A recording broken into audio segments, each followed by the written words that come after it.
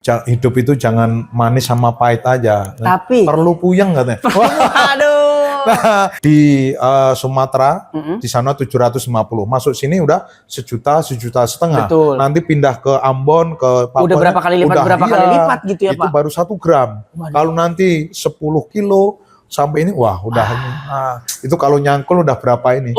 Iya betul. Itu yang jadi Benar. ini, itu yang menjadi makanya iming-iming, wah daripada kami nyangkul ini, udah bisnis Ya udah narkoba bisnis itu ini kalau aja. nggak itu. Nah Betul. sekarang itu nggak pakai obat, nggak pakai narkoba, gini terus kan? Iya, Tiap hari digituin terus, akhirnya nyoba-nyoba. Sekali mencoba, nanti akan berbahaya. Betul. Karena itu perlu diwaspadai dulu. Oke. Kalau nggak itu ada yang ciri yang mudah itu 3 ong ya. Kalau ong, 3 ong. kalau bengong, berbohong, itu nyolong.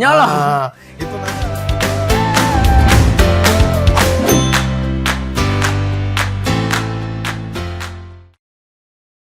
Halo sobat kita, balik lagi barengan sama Zelvin. Dan kalau misalkan udah ada Zelvin di Horizon Ultima Ratu, berarti tandanya Zelvin pengen ngulik seseorang dan juga salah satu sosok yang pastinya inspiratif dan juga bisa kita lihat juga perjalanan karirnya di kehidupan dia. Jadi udah barengan sama Zelvin langsung di Horizon Ultima Ratu Serang. Ini adalah Kepala BNN Provinsi Banten, ada Brigjen Pol Rohmat Nur Syahid.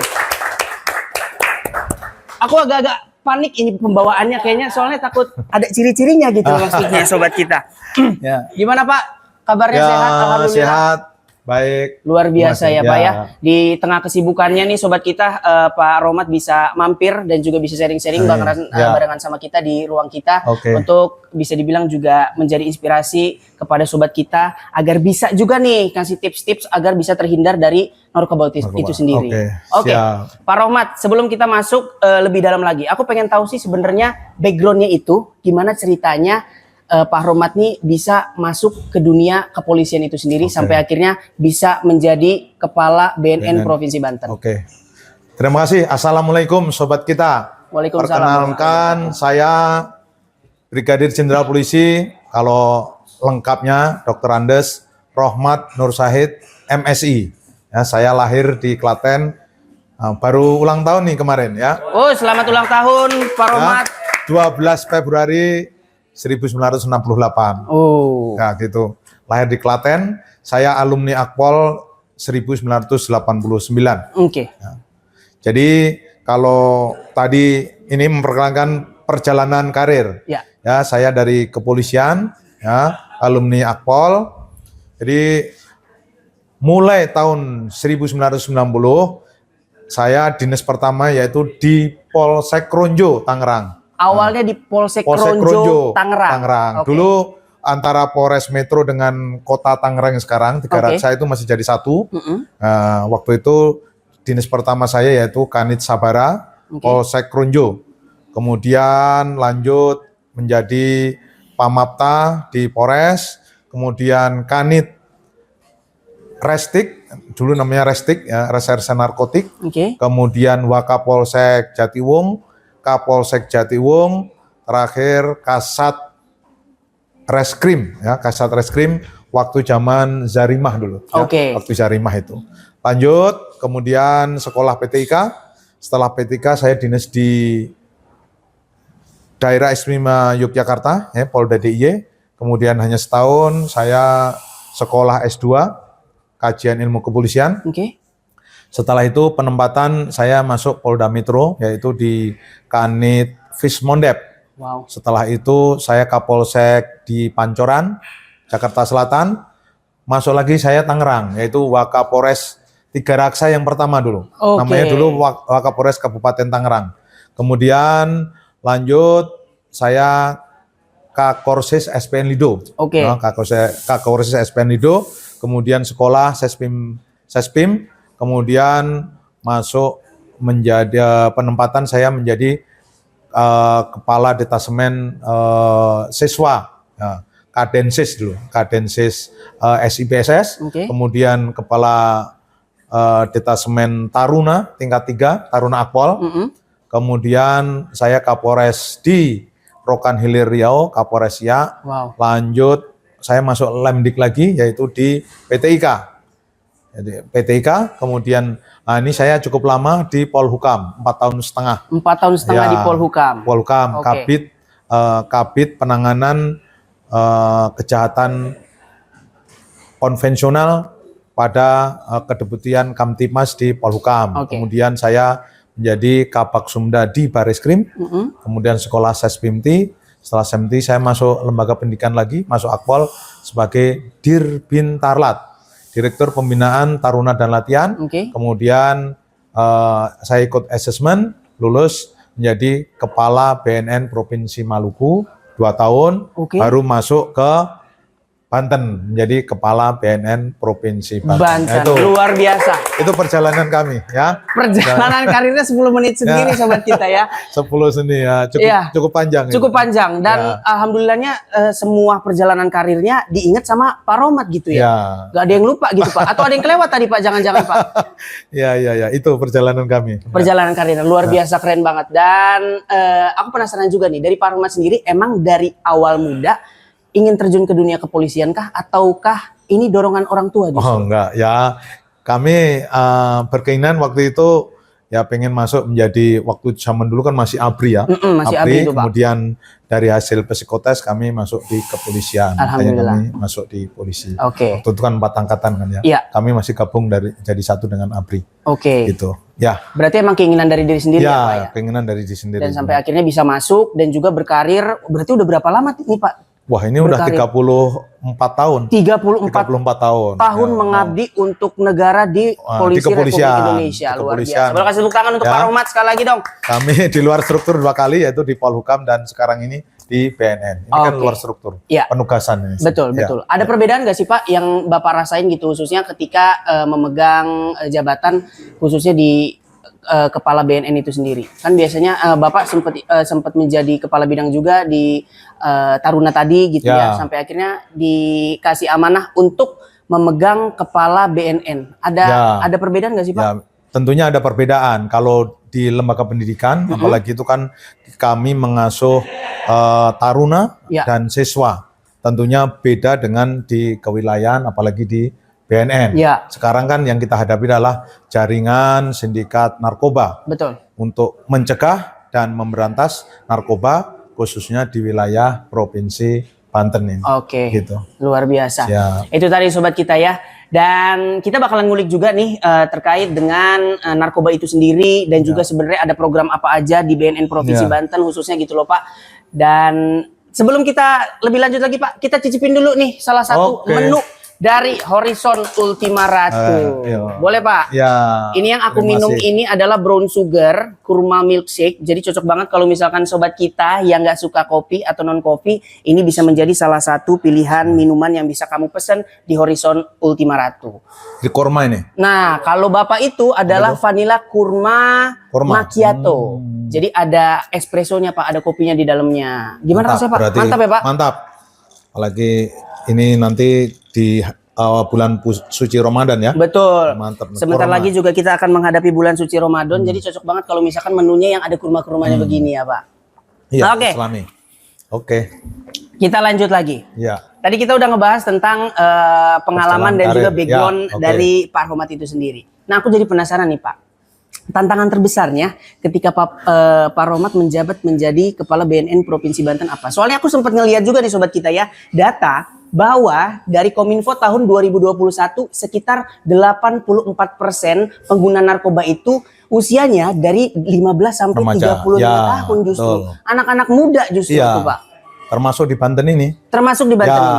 Karena berdasarkan penelitian, kenapa itu remaja dan pemuda usia yang produktif, mereka itu ada 2 ciri, yaitu coba-coba, ya. Ini ada rasa coba-coba kan, penasaran. Awalnya coba-coba katanya. Dan juga penelitian berdasarkan pengaruh dari lingkungan dan teman sebaya. Teman sebayanya. Misalnya, misalnya satu SMA atau mereka usia di kuliah.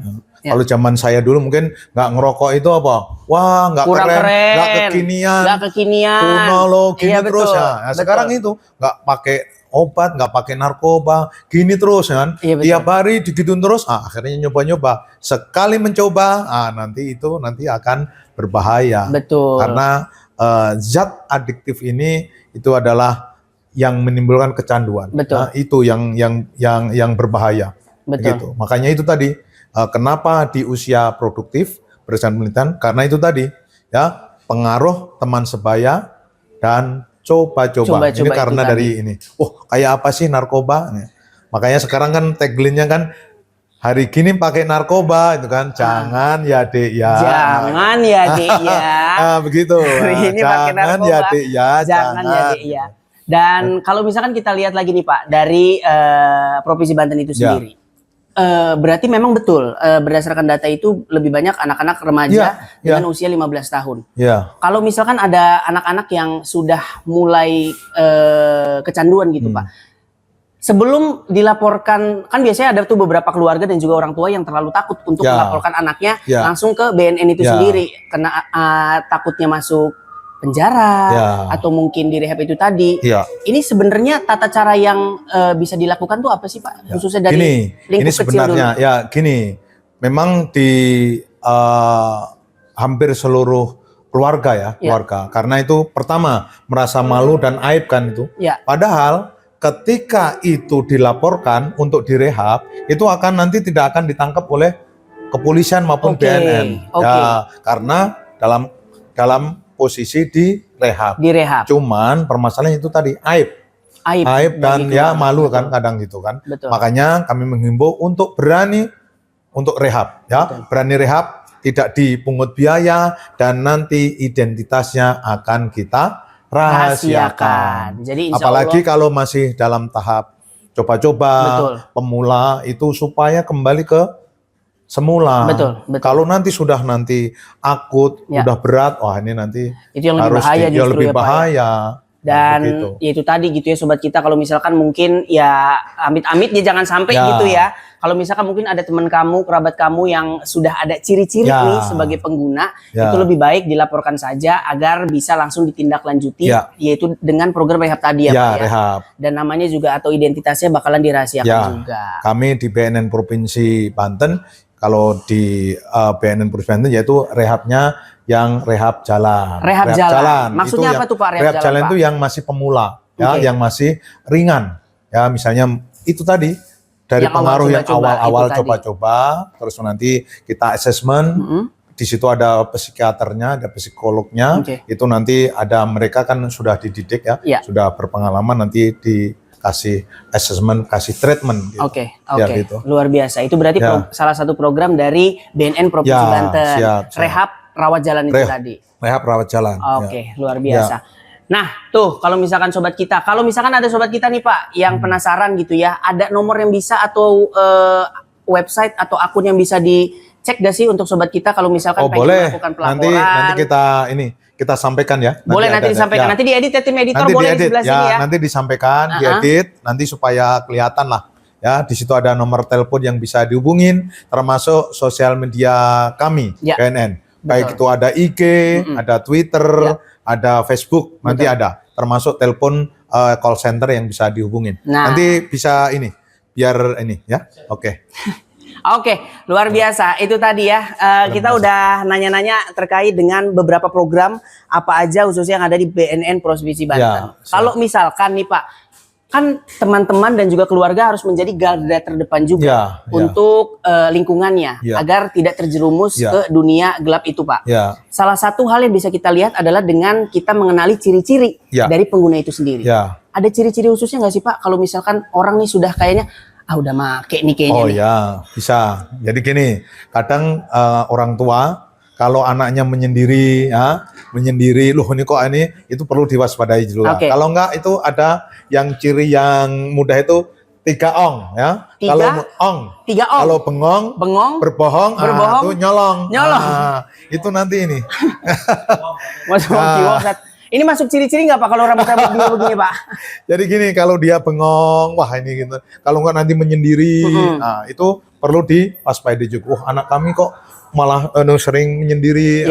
Kalau nanti barang-barang di rumah udah mulai banyak yang hilang, baik yang dijual ya Pak ya. Itu karena apa? Kalau sudah terpengaruh, gimana caranya untuk dapat itu, ya itu semua cara dilakukan. Mereka termasuk nyolong, harusnya untuk beli buku, untuk kuliah, untuk kos barangkali ini, tapi dipakai untuk ini. Untuk itu berbohong ya. Oke, berarti salah satu ciri-cirinya itu tadi adalah 3 ong tadi. Ya, itu bengong, berbohong dan nyolong tadi. Itu ya salah satu aja. Ada beberapa yang lain. Ya, itu misalnya kalau yang sudah agak mulai ringan, keringet dingin, terus mata merah, terus mager, malas gerak, terus malas mandi. Itu salah satunya. Itu salah satunya. Tapi kalau aku ngelihat sekarang generasi Z kayaknya nggak pakai narkoba, ciri-cirinya begitu ya, pada mager. Gitu loh Pak.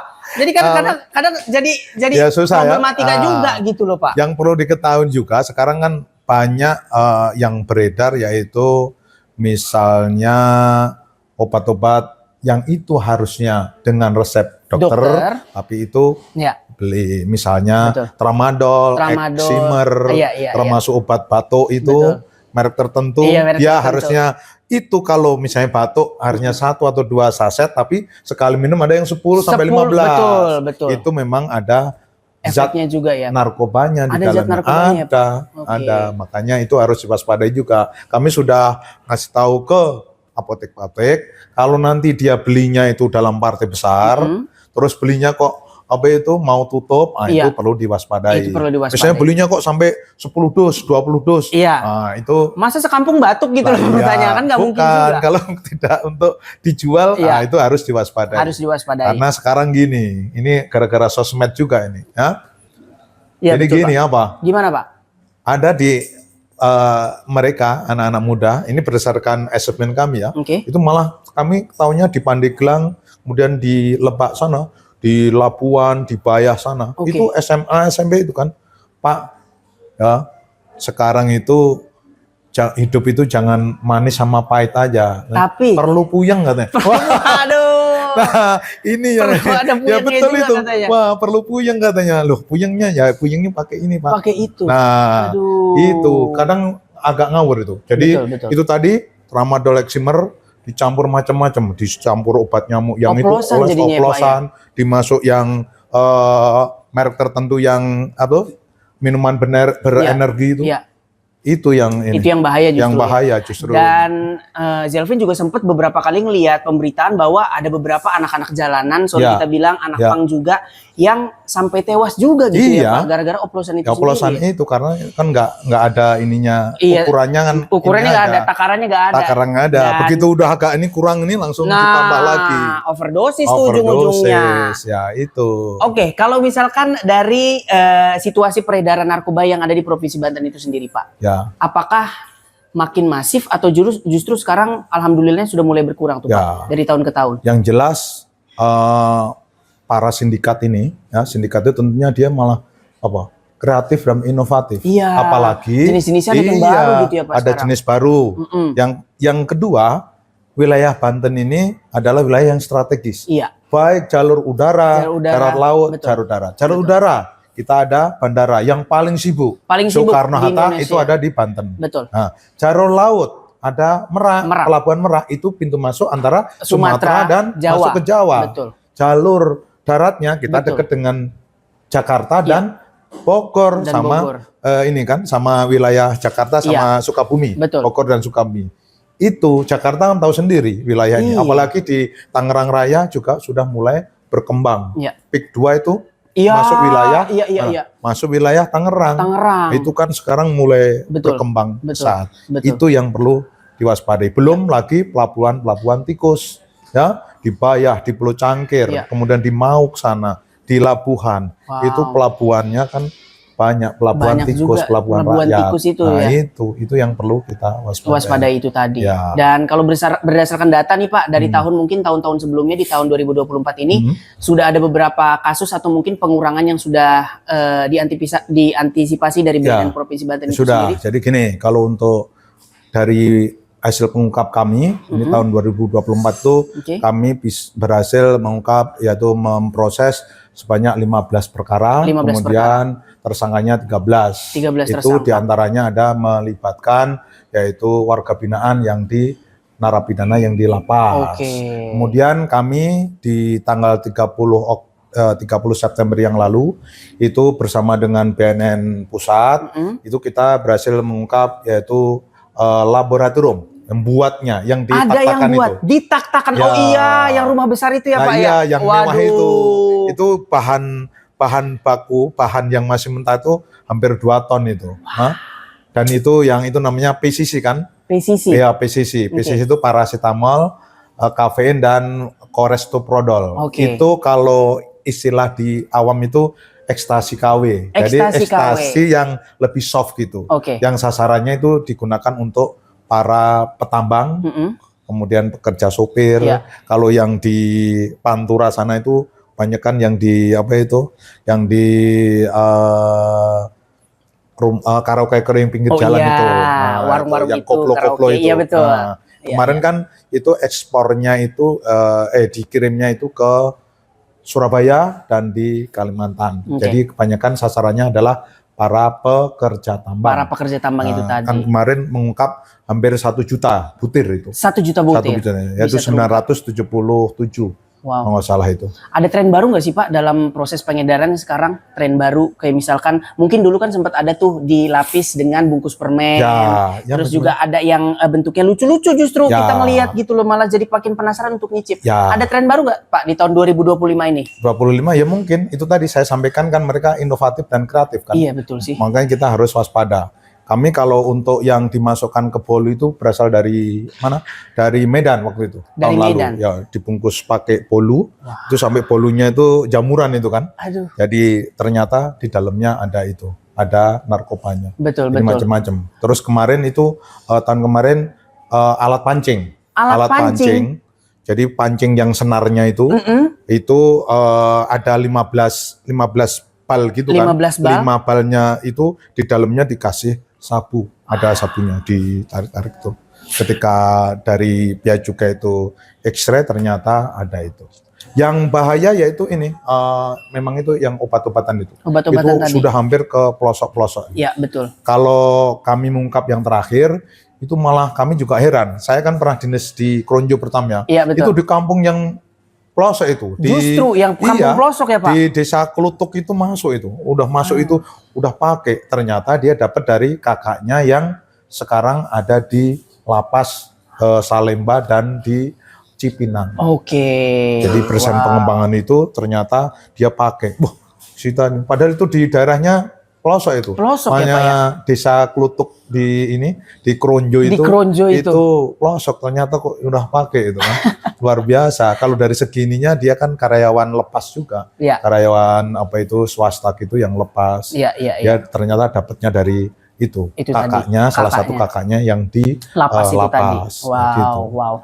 Dan ini mungkin menjadi salah satu perhatian juga khususnya untuk bagi negara juga ya Pak ya. Karena itu tadi Indonesia nanti rencananya juga, bukan rencananya tapi sudah diprediksi generasi di tahun 2045 akan ada generasi emas.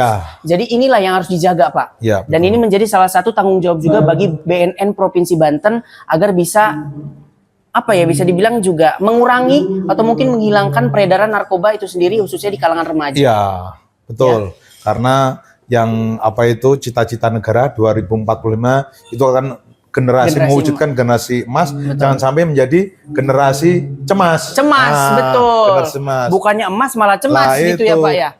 Berbagai program, misalnya program bidik misi, beasiswa, stunting, itu hebat semua, tapi kalau generasinya kena narkoba udah keple nanti apa jadinya kan.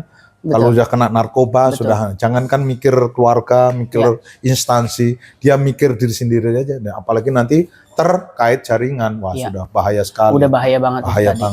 Aku jadi penasaran, kalau di Provinsi Banten itu sendiri Pak, ada wilayah khusus nggak sih yang dipantau sama BNN itu sendiri? Ya, ini berdasarkan dari dari pengungkapan kasus beberapa Polres, beberapa dari Polda dan BNN, memang ada daerah tertentu. Tapi kalau seperti daerah di Jakarta, misalnya Kampung Bahari, Kampung Ambon, Kampung Boncos itu, kalau untuk di Banten tidak ada. Tapi kalau yang daerah atau wilayah yang sering itu memang ada. Tapi kalau peredarannya masif seperti Kampung Ambon, Boncos yang di Jakarta itu nggak ada. Tapi kalau memang beberapa wilayah memang kita sudah mapping yang wilayah rawan itu ada, ya ada. Nah, itu yang kita pantau bersama instansi terkait dengan Polda, dengan Pemprov, dan nanti kita buat program, misalnya program Desa Bersinar. Di situ ada pembinaan untuk teman sebaya, ketahanan keluarga, kemudian ada life skill dan sebagainya, itu nanti itu kita ada programnya. Wow, luar biasa, keren banget. Boleh kasih tepuk tangan sekali lagi untuk Pak Rohmat ya.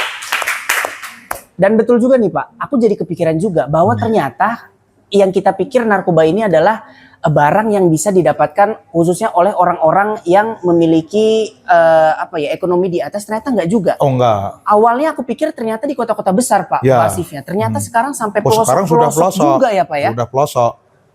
Memang gitu. Ini hebatnya jaringan kan, makanya kita waspadai. Pertama memang itu tadi, kasih cicip gratis dulu tuh ya Pak. Gratis, 1, 2, 3 gratis. Ketika sudah mulai ada rasa kecanduan, ada ketergantungan, nah itu gimana caranya kan akhirnya.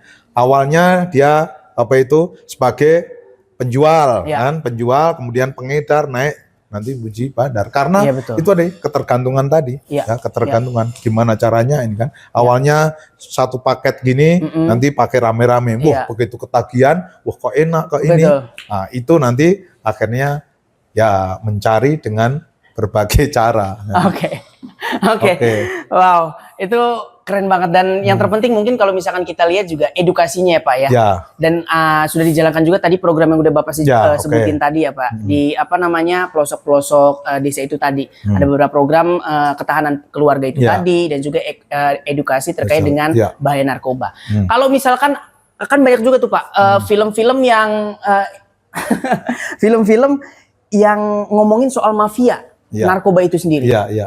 Ada pengalaman seperti itu nggak sih Pak? Kayak misalkan nyari bandarnya sesusah itu, ternyata harus berhadapan dengan kroco-kroconya yang megang senjata. Jadi gini, kalau untuk selama ini yang di wilayah Provinsi Banten, ya memang baru tingkat ke pengedar, pengedar atau penampung atau dia penerima itu. Nah, ketika memang ini hebatnya jaringan itu, dia istilahnya langsung terputus gitu. Ya, ketika kita nangkep yang pengedarnya, bandarnya ada di misalnya di Medan atau di Aceh, itu langsung terputus. Apalagi sekarang handphone ini kan sudah cepat. Ketika sudah ini dihubungin langsung nggak bisa dihubungin lagi. Jadi langsung lost contact. Langsung lost contact. Itu yang masih menjadi masalah. Nah, begitu sudah ini tingkat pengedar, tapi kalau kita mau menyentuh ke bandar itu ini perlu diingat, kalau bos rokok itu nggak ngerokok, termasuk narkoba, bosnya tidak pakai narkoba, dan dia mengendalikan mungkin dari Medan, dari Aceh, bahkan dari luar negeri. Dia modalnya cukup besar. Nah, apalagi memang ini yang perlu kita waspadai, bahwasanya untuk bisnis narkoba itu bisnis yang menggiurkan. Bagaimana tidak? Misalnya sabu itu di Sumatera, di sana 750, masuk sini udah 1 juta setengah. Nanti pindah ke Ambon, ke Papua. Udah berapa kali lipat gitu ya Pak? Itu baru 1 gram. Kalau nanti 10 kilo sampai ini, wah udah itu kalau nyangkul udah berapa ini? Itu yang jadi ini, itu yang menjadi makanya iming-iming, wah daripada kami nyangkul ini, udah bisnis narkoba itu kalau enggak itu. Aduh, luar biasa. Inilah. Dan sebelum itu aku jadi penasaran juga. Ada beberapa khususnya juga mungkin selebriti dan juga artis yang ketangkep terkait dengan kasus ini Pak. Dan aku juga ngelihat beberapa talk show dan juga podcast yang mengatakan bahwa hampir semua artis dan juga selebriti pernah berada di fase gelap itu Pak. Apakah aku jadi bertanya-tanya, apakah memang pada dasarnya orang-orang yang ada di dunia entertain ini harus menggunakan itu dulu untuk kreatif? Apakah pada akhirnya orang-orang yang di dunia itu di dunia entertain ini dengan lingkungannya dan juga gaya hidupnya akan terjerumus ke arah situ? Apakah gimana sih Pak? Yang pertama gaya hidup kan. Ketika sudah mulai jadi artis, apalagi sudah agak terkenal gitu kan, itu gaya hidup ya. Itu kan gaya hidup. Wah, kalau nggak pakai itu narkoba berarti nggak keren, nggak kekinian. Ya gitu kan. Itu pertama itu. Yang kedua ya, yang keduanya tentunya ya untuk menaikkan menaikkan status mereka lah. Nah, biasa dari ngerokok terus alah masa ngerokok aja nggak pakai itu. Itu yang jadi masalah. Makanya ada beberapa artis yang terjebak ke situ. Yang ketiga itu alasan untuk apa? Untuk ngilangin rasa capek. Karena dari pagi sampai malam dan lain itu rasa capek pakai itu. Ya, memang rasa capeknya kurang. Tapi begitu efek mau habis itu yang bahaya harus pakai lagi sampai akhirnya kecanduan itu tadi. Kecanduan lagi. Itu yang jadi masalah. Betul. Jadi ini bisa dibilang juga ya itu tadi ya udah dijelasin sama Pak Romat itu sendiri nih sobat kita, bahwa walaupun memang selebriti dan juga mungkin beberapa musisi menggunakan bahan-bahan terlarang, katanya sih waktu itu alasannya agar bisa lebih enteng lagi, kreativitasnya jalan segala macam. Sebenarnya itu is all about mindset ya Pak ya. Kalau misalkan pikiran kitanya udah harus butuh ini biar kreativitasnya jalan, ya udah dicari, itu jadi alasan doang gitu ya Pak. Dan biasanya berdasarkan yang kita ungkap, kita tangkap, biasanya itu ya jauh dari agama, jauh dari Tuhan. Betul. Pak, wah saya akui ketika begitu langsung itu biasanya yang ketika jauh dari agama jauh sendiri. Dari Tuhan. Betul. Betul, gitu. Karena mungkin hilang arah juga ya Pak ya. Jadi mereka bingung mencari distraksi dan juga pelarian. Sampai akhirnya ketemu nih pelariannya ke hal-hal yang negatif itu tadi. Padahal itu ya terjebak lah. Betul. Gitu. Oke, Pak Romat, aku jadi penasaran. Salah satu narkoba yang paling berbahaya pada saat ini apa sih Pak? Ya gini, ganja kalau yang atau apa Pak? Yang banyak beredar di wilayah Banten yang kita ungkap itu biasanya itu kan sabu. Ya, kemudian ganja. Nah, ini yang murah tapi efeknya ini kan namanya tembakau sintetis atau tembakau gorila, yaitu tembakau kering ya seperti tembakau itu tapi disiram dicampur dengan zat adiktif di mana mengandung narkoba. Kemudian yang berikutnya yaitu ya obat-obatan tadi. Obat-obatan itu kan paket hemat itu. Ya, 21.000 tapi udah dapat satu emplek itu kan. Satu saset dicampur itu tadi yang macam-macam, ada yang dicampur obat nyamuk, campur minuman penyegar. Itu yang tadi bikin itu ya. Yang oplosan tadi justru yang lebih berbahaya karena kita nggak tahu takarannya itu tadi ya Pak. Dan kalau untuk ekstasi sekarang udah agak berkurang lah. Agak berkurang ya Pak. Karena mungkin harganya lebih mahal juga. Ya, itu lebih mahal. Lebih mahal dan juga mungkin susah didapatkan juga. Makanya itu tadi yang ininya termasuk PCC tadi. PCC kan murah itu. PCC murah Pak ya? Murah. Wow. Kalau kita ngomongin salah satu tren juga nih, aku beberapa kali scroll sosial media tiba-tiba ada yang berasa jadi dinosaurus Pak. Ada juga yang tiba-tiba dia halu katanya ngelihat apalah gitu, dia bisa terbang apa segala macam sampai akhirnya ada yang meninggal juga. Tren kecubung Pak. Itu gimana ceritanya Pak? Kalau kecubung itu kan kemarin di Kalimantan itu, di Kalimantan. Tapi kalau untuk di sini nggak ada. Memang ya kabarnya itu kecubung tapi kayaknya dicampur juga itu. Dicampur juga itu. Tapi apakah kecubung menjadi salah satu zat berbahaya dan dianggap narkoba juga atau enggak Pak? Kalau kecubung itu kalau tidak dicampur mungkin enggak ya. Tapi memang ya itu kan tradisional zaman dulu kan ada itu kan ya. Betul. Ya, yang jadi masalah lagi sekarang itu adalah kratom. Daun kratom. Kemarin itu sempat masuk zat yang mengandung narkoba tapi sekarang oleh pemerintah malah boleh diekspor. Kalau nggak salah di Kalimantan ya Pak ya? Dijadiin teh Pak? Ya. Kan itu kan bisa diekspor kemarin. Bisa diekspor juga sekarang? Kalau nggak salah, meskipun ada peraturan ketat tapi bisa diekspor. Tapi itu berdasarkan penelitian itu mengandung ini juga. Itu kan teman baru. Demikian juga yang narkoba jenis baru kan semakin berkembang. Semakin banyak juga ya Pak. Kadang kita kalah cepet itu. Betul. Belum diatur undang-undangnya, udah ada yang baru. Makanya ada beberapa kasus termasuk dulu yang Raffi Ahmad itu dia pakai narkoba jenis baru di mana belum ada undang-undangnya. Aturannya belum ada. Aturannya belum ada, betul. Makanya dia lolos kan. Iya, lolos akhirnya. Itu salah satu. Berarti emang repot juga ya Pak ya untuk memberantas ini ya. Pemerintah itu bukan harus cepat ini. Harus cepat juga. Ya karena itu tadi sindikatnya udah luar biasa juga. Mungkin kalau misalkan kita lihat pendapatannya sebesar negara juga gitu ya.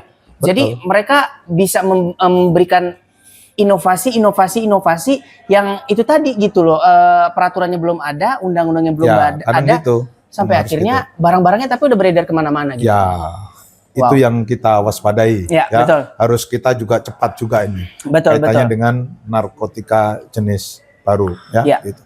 Yes, betul sekali itu ya Sobat kita. Kalau misalkan kamu sekali lagi diiming-imingi, dikasih sesuatu sama orang yang nggak dikenal khususnya, ini coba aja apa segala macam, jangan mau ya. Jangan mau. Karena khawatirnya itu adalah salah satu cara dan juga trik. Ya, trik. Untuk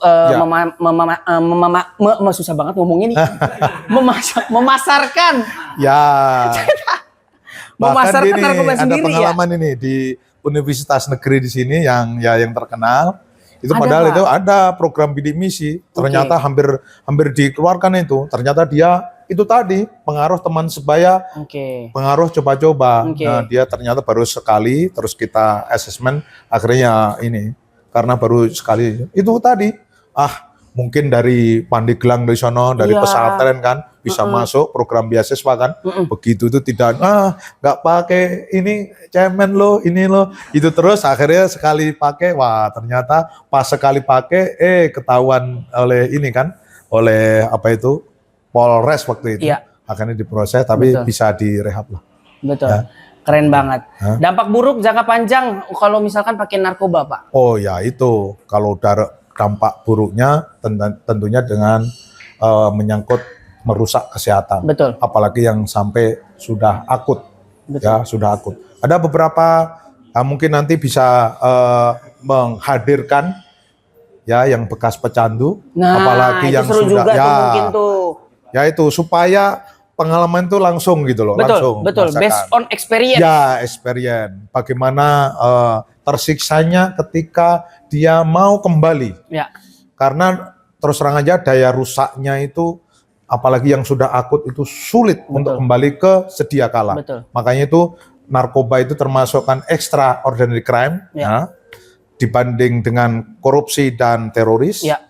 Nah, kalau narkoba untuk kembali ke itu, apalagi yang sudah akut, yang sudah itu yang susah. Kembali ke semula yang susah.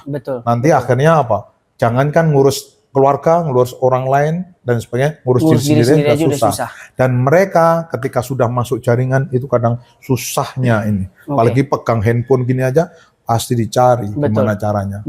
Itu makanya itu yang kami harapkan kepada sobat semua ya. Sobat semua nanti jangan sampai coba-coba. Ya, namanya pakai narkoba. Awalnya coba-coba, terus keterusan jangan sampai. Oke, kita minum lagi nih Pak ya. Oke. Waduh, ini nggak minum nih. Nggak minum-minum dari tadi kita bahas narkoba ini Pak. Dan betul juga tuh mungkin nanti kita bakalan coba kontak dan juga cari mungkin kontaknya dari Pak Romat juga ya. Yang pernah menjadi ini klien ya, Cangki ya. Mudah-mudahan mereka mau. Betul. Ya, mereka mau salah satu, terutama kalau bisa yang sudah agak sedang ke berat itu. Iya. Itu kan pengalamannya pasti lebih ini menarik nanti. Betul. Gitu, Aku jadi penasaran deh Pak. Kalau di rehab tuh katanya memang prosesnya itu tetap diberikan apa yang dia pakai, tapi dosisnya dikurangi ya Pak. Itu kalau sudah sedang ke berat. Itu kalau sedang ke berat. Ya, tapi kalau hanya masih coba-coba itu ada treatment. Treatment ada psikolog dan ada psikiatris itu mungkin caranya harus menjauhi ini, terus nanti kegiatan yang positif, yang olahraga, jangan mager, nah, itu kan. Jangan menjadi generasi apa? Berbaring. Generasi berbaring, generasi mager, rebahan. Iya, rebahan, generasi rebahan. Karena Banten itu termasuk 5 besar loh, generasi rebahan. Betul. Iya, mager ininya hanya main sosmed aja kan. Nunduk terus ya.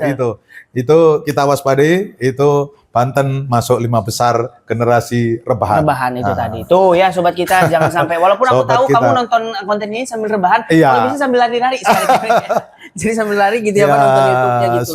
Siap. Oke, tadi kita sempat bahas salah satu program BNN Provinsi Banten adalah rehabilitasi rawat jalan tadi. Ada program lain nggak sih Pak selain itu? Ada program di situ kan kami ada 3 bidang. Yaitu bidang pencegahan, itu kaitannya dengan sosialisasi, edukasi ke sekolah, ke mahasiswa, ke masyarakat, ke pesantren, itu ada. Kemudian ada rehabilitasi tadi, kemudian ada pemberantasan, Oke. ya, dan pemberdayaan masyarakat. Ya, Oke. pemberantasan nanti kita bersama LSM yang peduli terhadap ini kegiatan anti narkoba. Oke. Kemudian kalau untuk pemberantasan itu adalah ya kami mengungkap, menangkap terhadap jaringan dan pelaku sindikat narkoba. Betul. Yang ada di wilayah Provinsi Betul. Banten. Wow, luar biasa. Dan semoga saja semua programnya bisa berjalan dengan lancar ya, Pak ya. Siap. Dan itu tadi bisa mengurangi atau bahkan bisa memberantas secara penuh narkoba khususnya yang ada di Provinsi Banten itu sendiri. Siap. Aku jadi penasaran nih, Pak.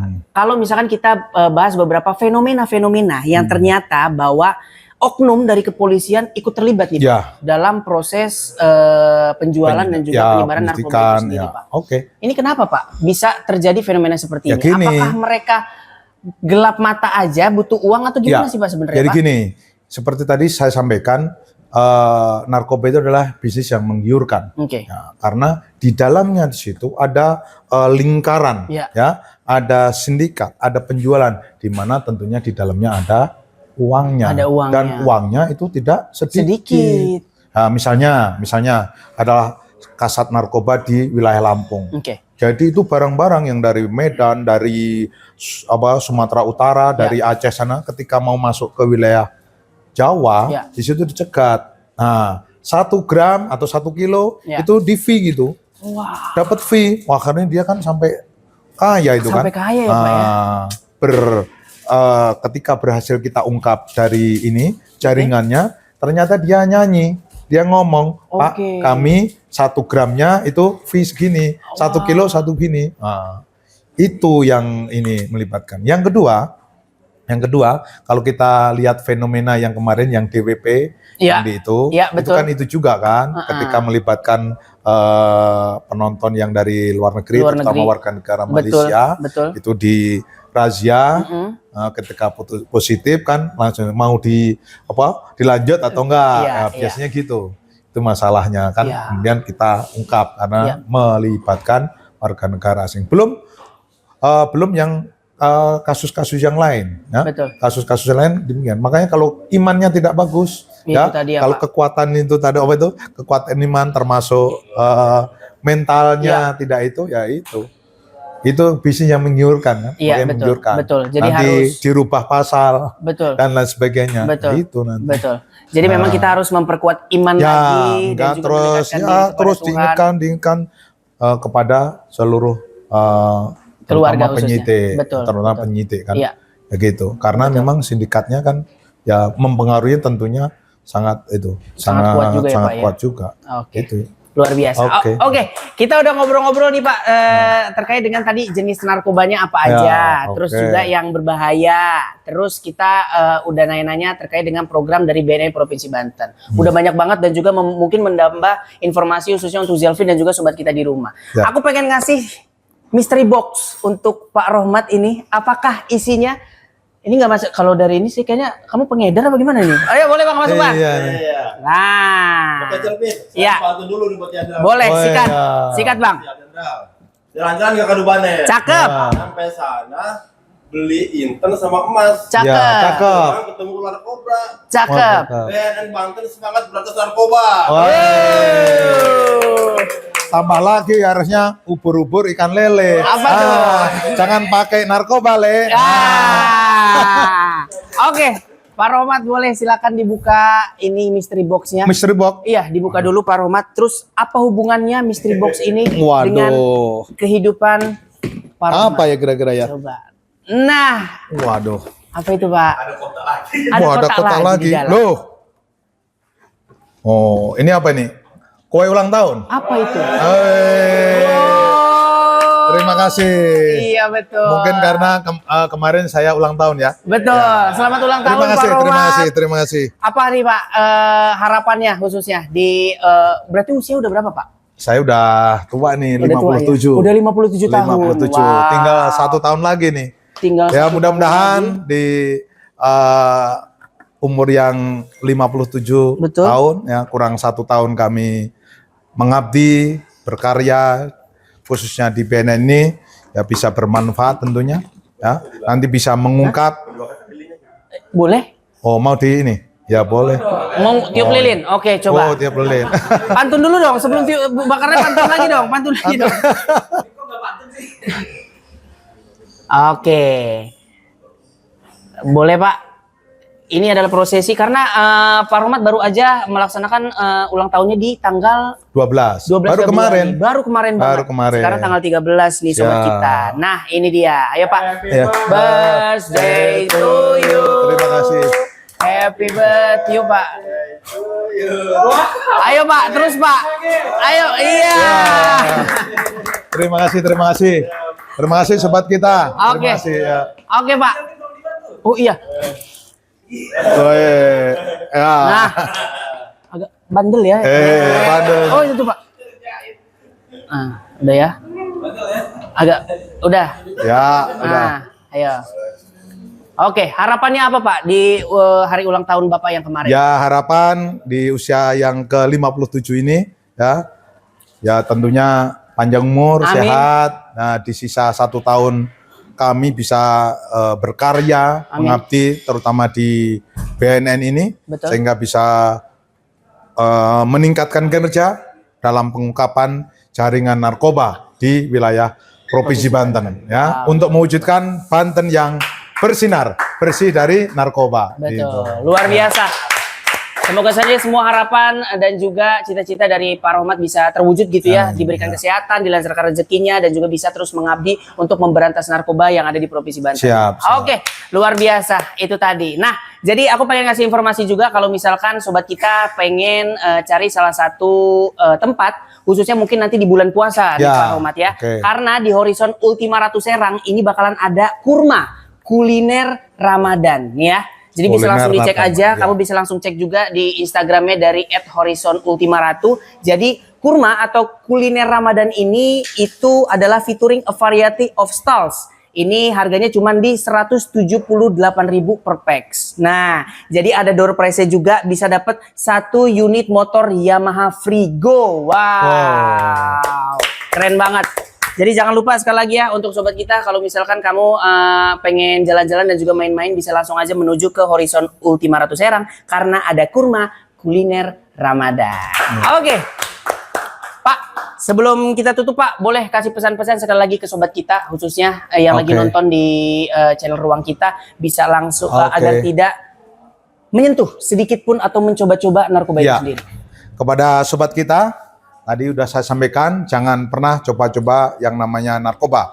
Kemudian saya menghimbau, yang pertama untuk berani menolak apabila diajak menggunakan narkoba. Apalagi diajak pengedar oleh bandar untuk mengedarkan narkoba. Yang kedua, berani untuk rehab.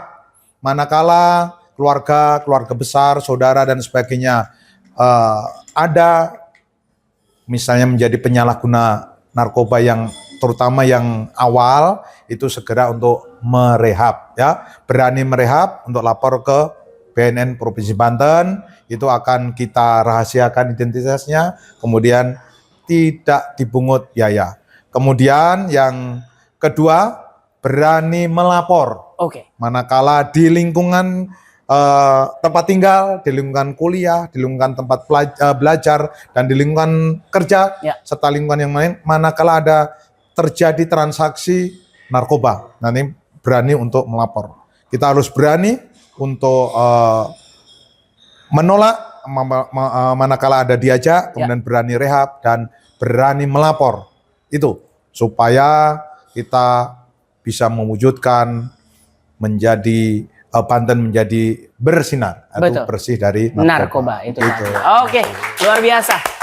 Sekali lagi terima kasih untuk sobat kita yang udah nonton tayangan ini, dan jangan lupa untuk like, komen, dan juga share tayangan dari Ruang Kita. Dan sekali lagi terima kasih Pak terima kasih. Romat udah sharing-sharing bareng sama kita. Ya Pak, semoga sukses selalu dan sampai ketemu di lain kesempatan ya. Terima kasih. Dan kami ucapkan terima kasih sekali lagi untuk Horizon Ultima Ratu, dan sekali lagi jangan lupa untuk datang-datang dan juga main ke Horizon Ultima Ratu. Saya Zilafin pamit dan juga Pak Romat pamit, sampai ketemu. Bye-bye. Saya sampaikan terakhir untuk tagline kami yaitu salam sehat tanpa narkoba. Gitu. Bareng-bareng ya Pak ya. Bareng-bareng ya. Ke ini ya, 1, 2, 3. Salam sehat tanpa narkoba. Terima kasih.